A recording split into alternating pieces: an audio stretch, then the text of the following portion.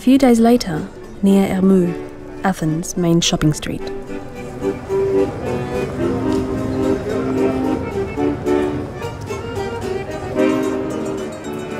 We need a lot of time to explain you, but because I am here 40 years, this situation I don't remember before.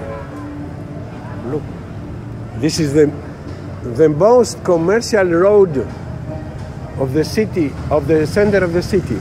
You see, 1, 2, 3, 4 closed. Lambros owns a small women's clothing shop. He spontaneously starts speaking with me as I pass by.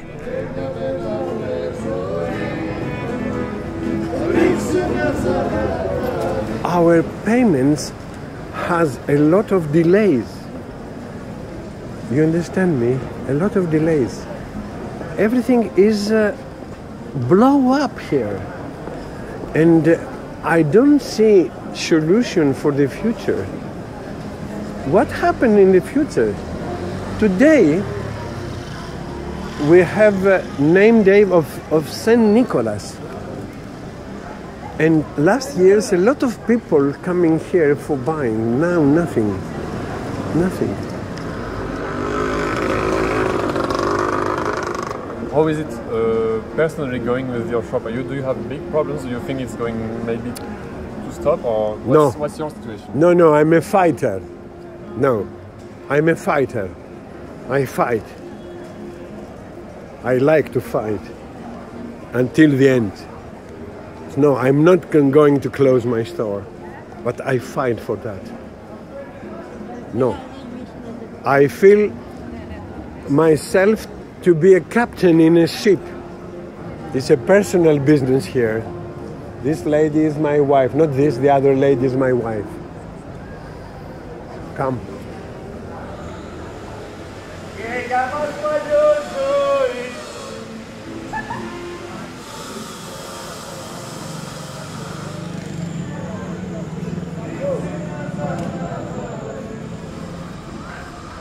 Last year here, for example, every day we take 1,000 euros. Now, no. 5, 4, 3, 600. So I told you before, I'm a fighter. Maybe I lose, I don't know. I don't know.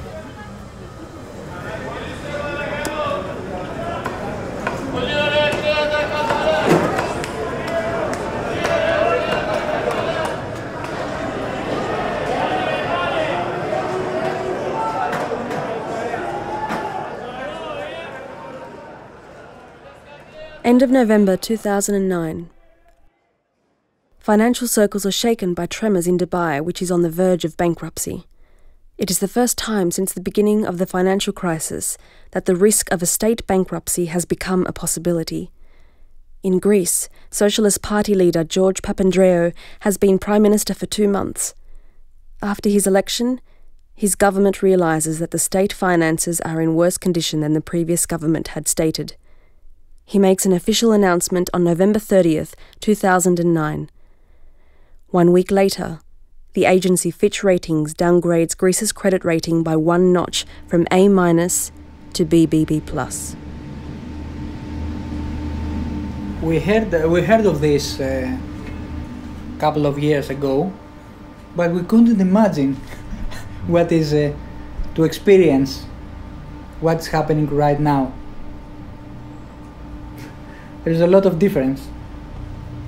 We couldn't understand what was waiting for us. Even 2 years ago, for an average person here in Greece was nice. Until 2009. Yanis is 33 years old. He is an employee in a publishing house and hasn't been paid in the last 3 months. His colleague working in the same office is 50 years old and has the same problem. Actually, we can't imagine what will happen tomorrow. We know that it will be for bad. But what?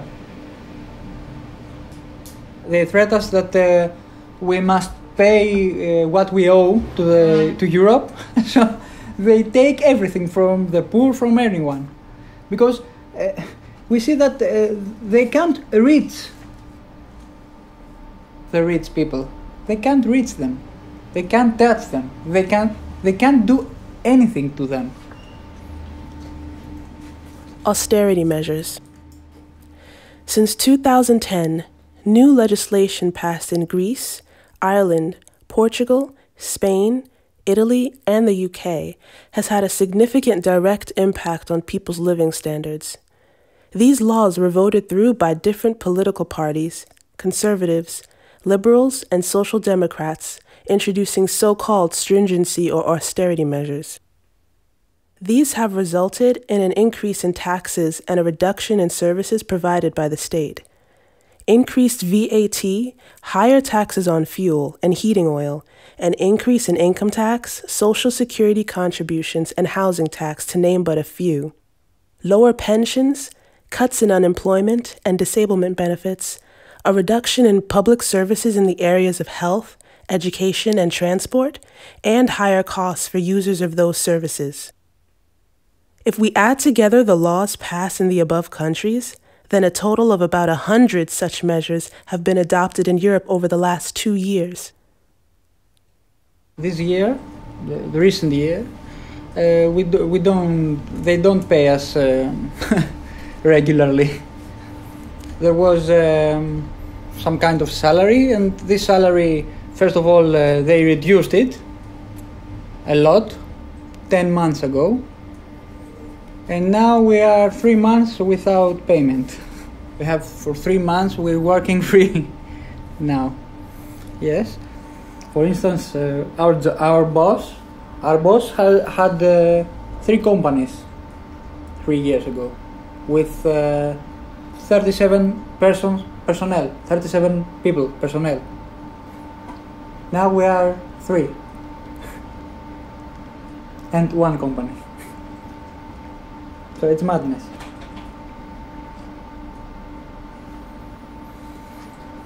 I don't buy anything anymore, and I mean it, anything, and I only save money for food and for the main taxes.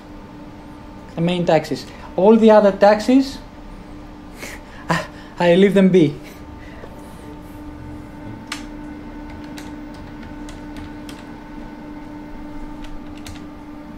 Every 3 or 4 months I hear of some great friends of mine losing his job. People who were εξειδικευμένοι, πώς είναι? Specialized in certain jobs, very well paid jobs, and now are unemployed. Very difficult. Very difficult. Some of them have families now, have babies, and they don't know what to do now. I think some people already thinking of going back to their roots and suburbs or out of Athens, you know, in their villages. And a lot of friends of mine, they went abroad already. And a friend of mine too. Yeah. And we are talking about lots of them. Germany, England, USA, Cyprus, Australia, Brussels, Belgium. Yes, I know people even going to Bulgaria and countries like this. Yeah. Your mood, how are you doing in all this? Don't ask. Psychologically, we are very down. In every aspect of our lives.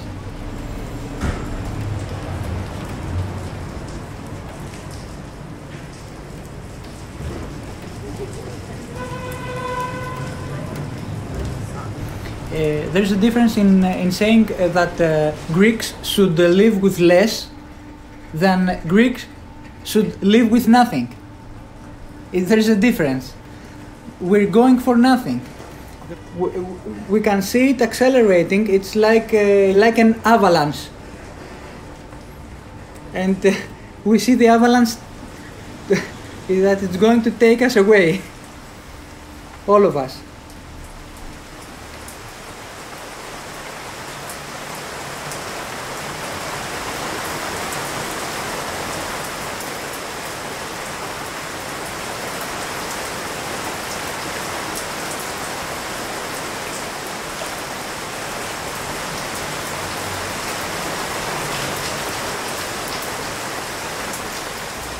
It's a question of survival and not a question of wealth and having a nice time. We are in a kind of war. It is a different war without bullets, but with victims of another kind. And victims that are not make front pages in the newspapers. But it seems that when you see people starving and searching in the Garbage cans to find food or things to sell, it's not a good situation, and we are not accustomed to see these things here in Greece. Yesterday, Καθημερινή newspaper had a story about a little girl that was left in the kindergarten with a note in her pocket from her mother. Sorry, I cannot feed her. I will not come to take her home. February 2010. Lenders are increasingly worried about Greece's debt. Fearing it won't be repaid, they ask for higher interest rates, which increases the debt amount and worsens the problem. The government must act before it is too late and announces that austerity measures will be introduced. These consist of raising taxes and reducing government spending to balance the budget. The first measures, proposed on the 9th of February 2010, are cuts on civil servants' salaries. Famous economists and Nobel Prize winners Joseph Stiglitz and Paul Krugman criticise those methods. Such policies can only be adopted in a time of strong economic growth and would be inefficient and even dangerous within the context of a crisis. Everyone has an opinion now. At least not to feel guilty that they did nothing. Most of us, we didn't care. Me, myself, I was never involved in politics. Never. And perhaps that was our mistake. Yes.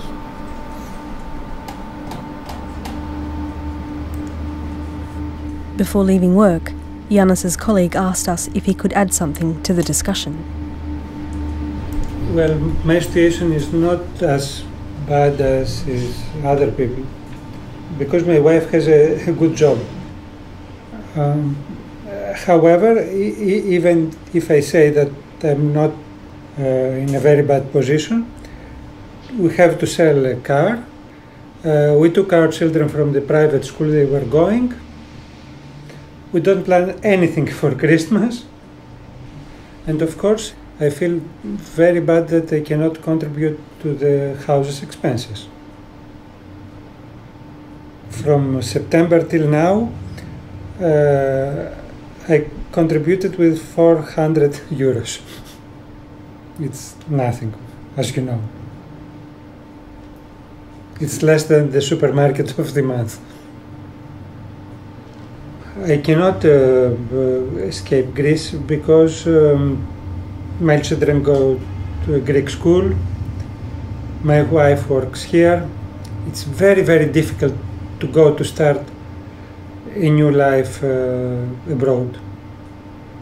Both my wife and I are around 50. It's difficult now. Yannis is younger, so he can go. But no, there are no secret plans. The only plan B is to to go to a smaller house, but I don't like even to think about it. We have to try to keep a standard in our life, just not to become crazy. Just to keep a balance inside. Well, that's all. That's my sad story.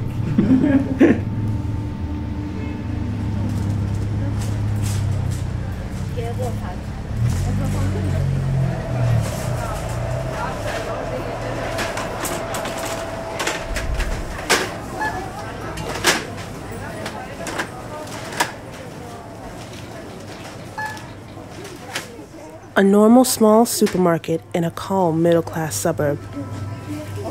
I just wanted to buy a few simple things. 2 liters of milk, half a kilogram of yogurt, 6 eggs, half a kilogram of toast bread, and 200 grams of feta cheese. Buying the cheapest low-cost products that I could find, it cost me €8.55. In France, I would have paid €6.50 for the same, and in Germany, only €4.73.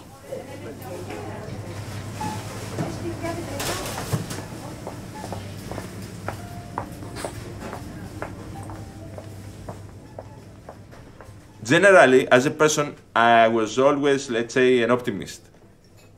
I try to be an optimist, but I know that this is an illusion.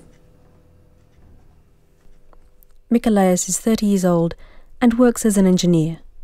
For the moment, everything is still fine, but it doesn't mean that the crisis doesn't affect him. I really feel very bad when I see some stuff like people sleeping in the street. When I see, for example, have you seen this? It's not a car, not a motorbike, something in the middle. They have it in Asia, they have it in South Italy, they had it in Spain, but some years ago. Now you can see them again in the street. So, in some occasions, it's a time machine. You see things that did not happen the last 20 years. I feel bad for that. I really feel bad. And you know, even if you try to be in a good mood, when you see this stuff, you cannot be in a good mood. If you see shops closed, you cannot be in a good mood all the time. Okay, you try not to think of that. Yeah, let's say 2 weeks ago I was in Belgium. I wanted to see how is the situation there, because my boss tells me, Michalis, get out of Greece. Greece is collapsing. You are in a ship that is sinking. And he says, I have 5 houses in Greece. I have a very good pension and I have money. But I'm sending my son to America because I believe there is no future in Greece. So you should do the same. I'm your boss and I want you in the company. But I'm also your friend, so take a look.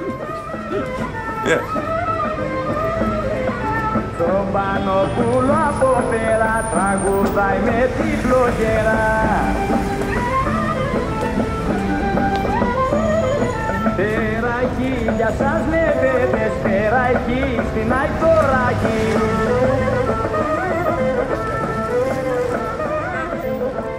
Okay, let's say my salary likely is not decreasing.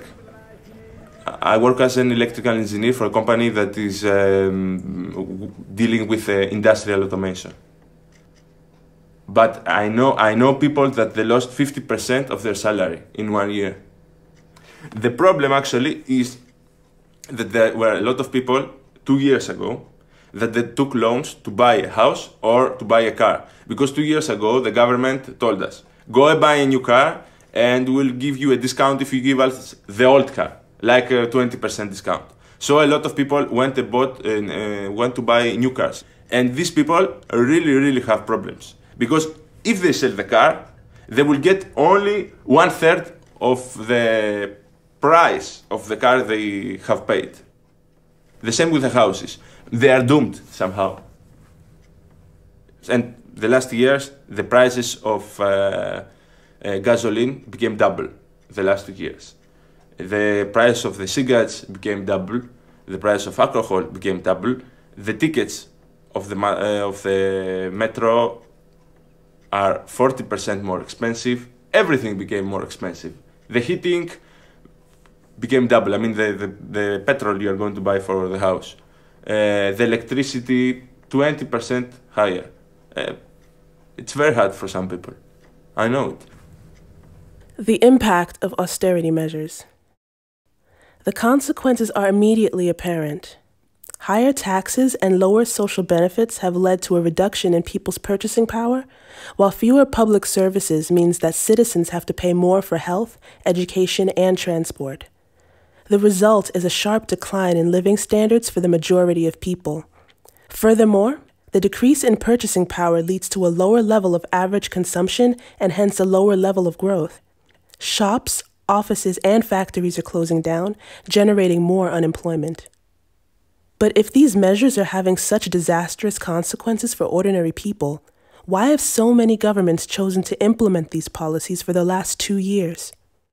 I think everybody has changed his life. Small changes, big changes. Yeah, I know people that do not go out. I mean, you tell them, let's go out, and they always find an excuse like, I'm tired, I'm sick, I have a toothache, etc. And I know I stopped calling them afterwards because I know they were fired and they don't have money to go out with you, so they try to find an excuse. And this is bad, because you don't only lose, let's say, the money, but you lose the communication with other people. The problem is there are also Greeks who do not have money to pay the rent. My friend told me that the woman who was living one floor to the next floor, she ordered some technicians to remove the heating system from the house because she does not have money to pay for the heating. And because it was central heating, it was the only way to avoid paying the central heating. This is sad. I know people that have not moved their car for, let's say, 6 months because they don't have the money to pay for the insurance.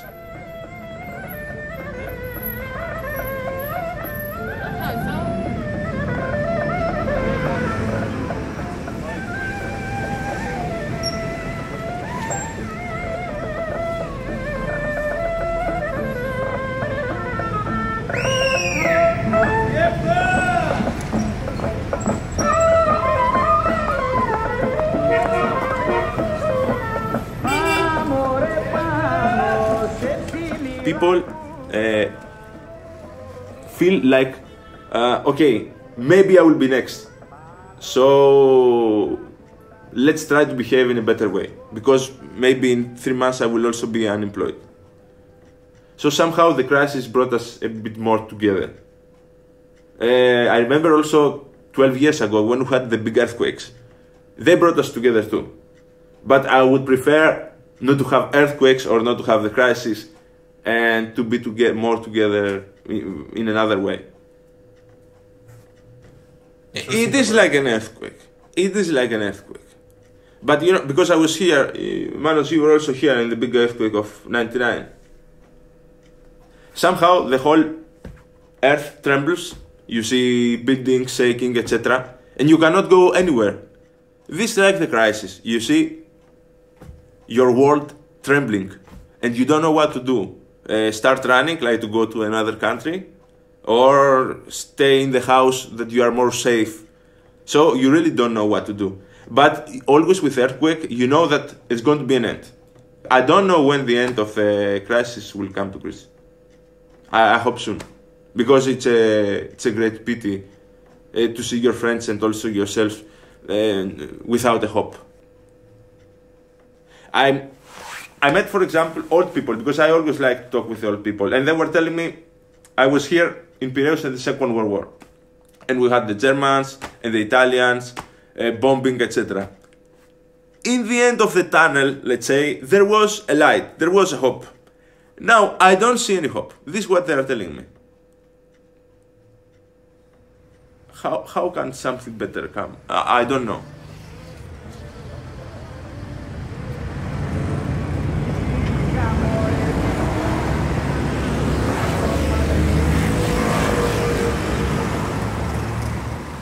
It started gradually. You could see it, but you wouldn't believe that anything was going to go wrong. I mean, even up until a year ago, you wouldn't believe it. People would say to you, oh, we're going into a deep crisis, well, we have to pay all our debt back, and this means that the economy is going to fall into a recession. And people would just not believe it. I mean, it was just like a crying wolf. Eh? The wolf is coming so many years now, and the wolf just never came. So we're actually still in such we don't want to situation. believe it. We don't want to believe that. Even now, we're thinking, okay, it's going to go bad, but okay, we're just going to make it through.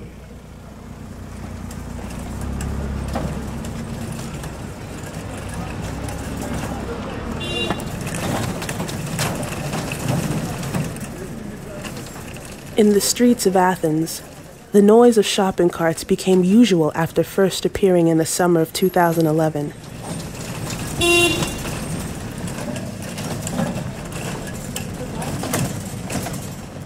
On the streets, mostly immigrants, but also a lot of retired people, walk from garbage bin to collect paper, metal, or big pieces of scrap.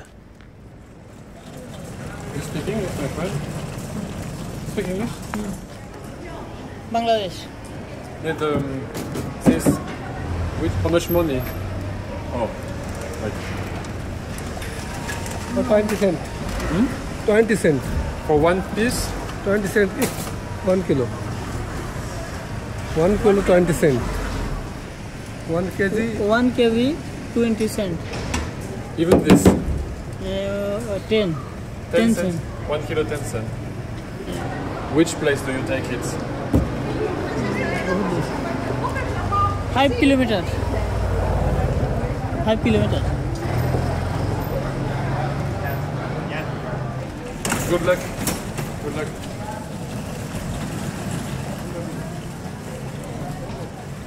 $0.20 for 1 kilogram of metal, 10 cents for 1 kilogram of other scrap, 7 cents for 1 kilogram of paper.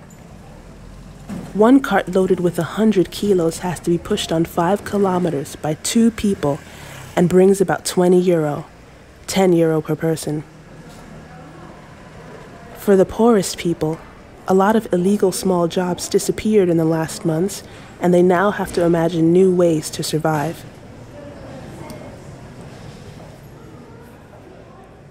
March 2010. The banks demand ever higher interest rates on loans to the Greek government. A second austerity plan, more severe, is adopted. These new measures include further cuts of civil servant salaries and a rise in the rates of VAT and fuel tax.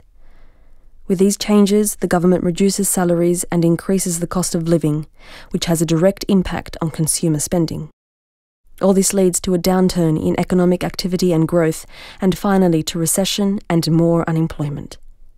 For the government, this means less revenue from income tax and higher spending on social welfare. The state ends up losing more money than it has saved.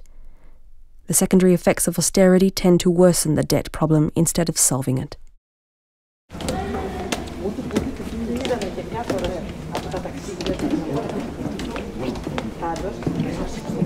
Το 1985 όμως, που ήταν η Αθήνα πολιτιστική πρωτεύουσα της Ευρώπης, η Μελίνα η Μερκούρη κάλεσε τον Μέτση και την ομάδα του να ξαναπαρουσιάσουν τα έργα τους στο κοινό.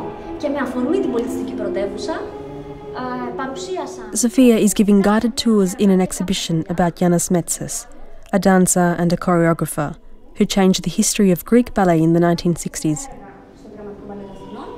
Βασίζεται σε ποίηματα της Αφούς. She designed this exhibition, trying to keep it alive herself, while the museum had to cut most of its support due to the crisis. Αυτό το κοστούμι είναι ουσιαστικά κοστούμι σκηνικό. Εγώ το ονομάζω κοστούμι σκηνικό, διότι μέσα σε αυτή την τεράστια ουρά. Shall we talk about professional aspects? I think, in my case, that's the big change. So I work in 2 fields. I am a freelancer in cultural events, in the field of performing arts, and I also teach at the university. Well, it's a kind of domino. So if someone starts not having money It goes to the next one, to the next one, to the next one. So that's what has been happening now. We see this chain of exchange having problems. We see lots of shops closing down. We see so many people losing their jobs. Everything becomes more extreme. That's a general remark. But right now in the universities, do you know what has happened? In the department where I have been teaching, we used to be 48 teachers, not all full-time, so maybe part-time because most of us were doing other jobs also. At some point, this number 48 was reduced to 38, then it was reduced to 20. This year, we will only be 5. But there is no money by the state for this year, so I was asked to agree to teach for only 1/6 of the money that I should take. So I am supposed to go and teach for 100 euros per month. And my department is out of Athens, and it costs me 150 euros to travel by bus and get there. So it means that if I want to keep the connection, keep the contact with the university, I have to pay my own money to go and work.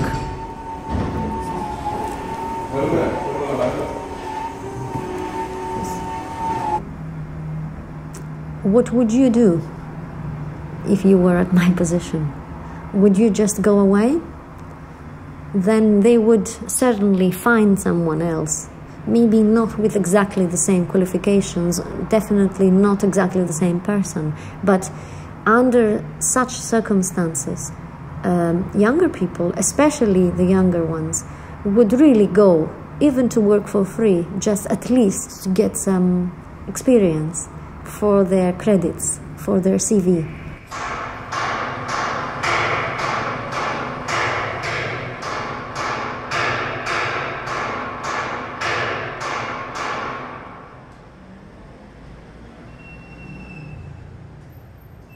May 2010.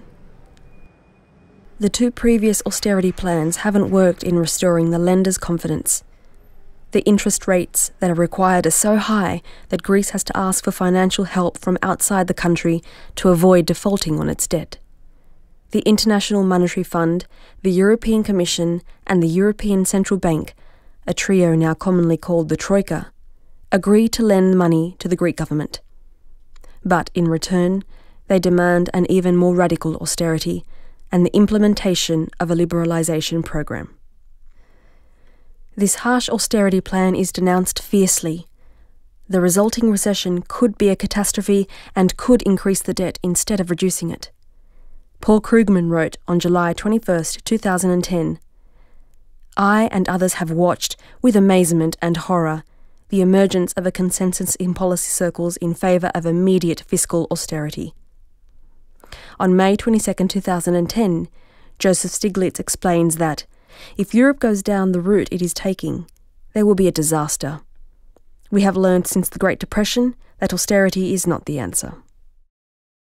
Right now I am at this position where I have been applying for jobs around Europe because I see no immediate future, especially for the active generation.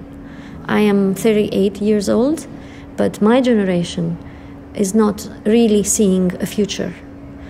Many of my friends have very, very low salaries. Many of my friends cannot survive in houses living alone, so they are looking for solutions to live with parents, which is, I think, a ridiculous solution because we are emancipated adults. And the old idea of Greek families living together, I don't know, I'm not so sure if this idea can still survive today.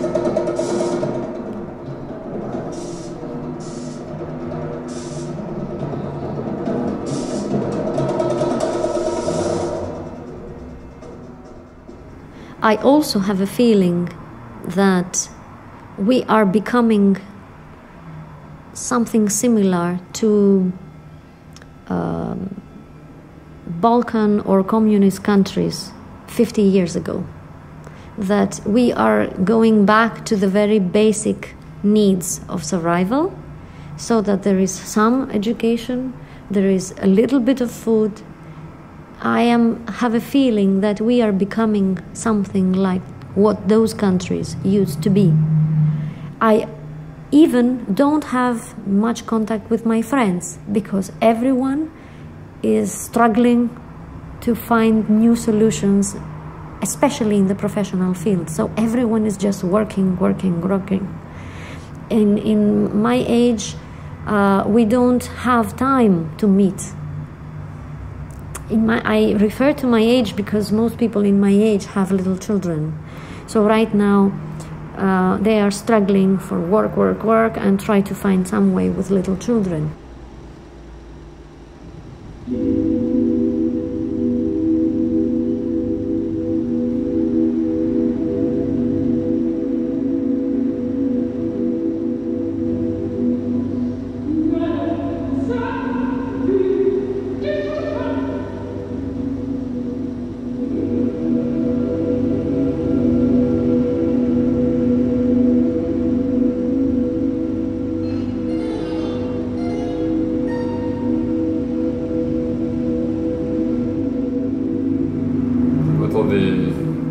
Emotions you get from this?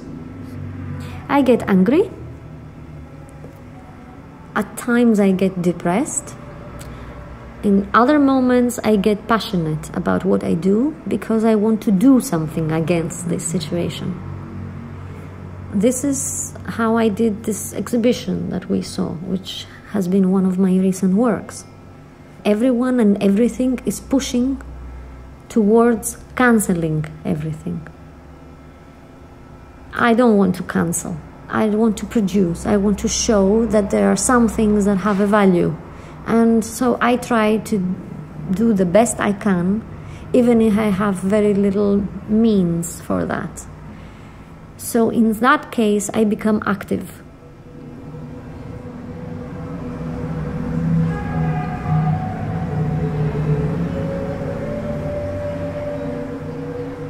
I work in the field of culture, and this is one of the luxuries.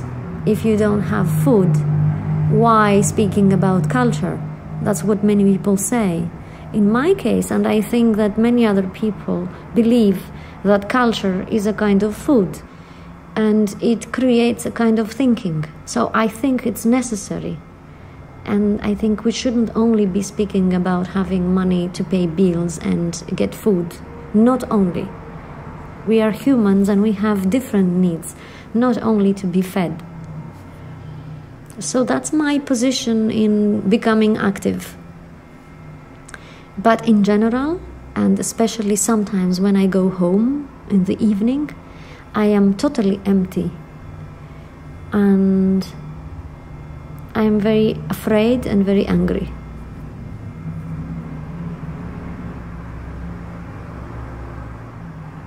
No, it's I want to say that speaking with you is a kind of relief, because I have been thinking and thinking about these things by myself, and I often talk with friends, but to speak to someone who is slightly out of the situation makes you think of what you want to say, makes you think of what is the worst and what is the most important. So it's a kind of help on a psychological level. I feel it's a kind of little, almost a little therapy, in just saying things loud. Yeah. Sounds strange probably to you, but yeah.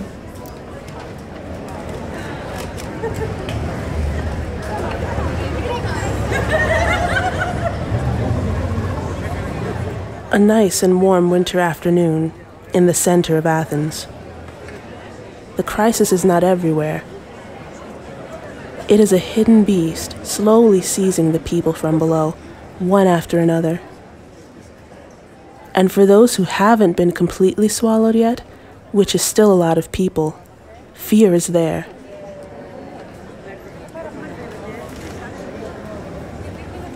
But life goes on, and the easiest way is to continue living as before, as long as possible.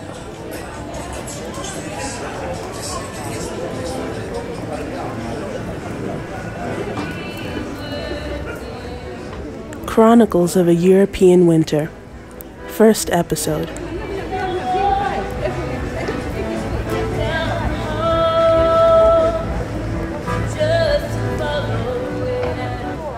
With the voices of Viviana Delgado and Ifeolua Babalola.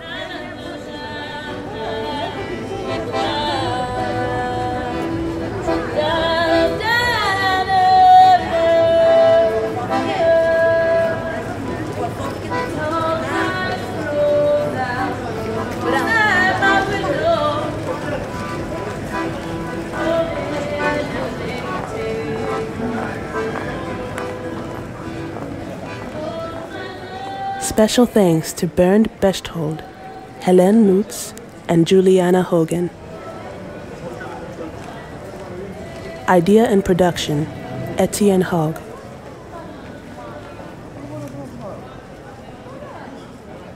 This radio documentary is free of use under the Creative Commons CC BY conditions.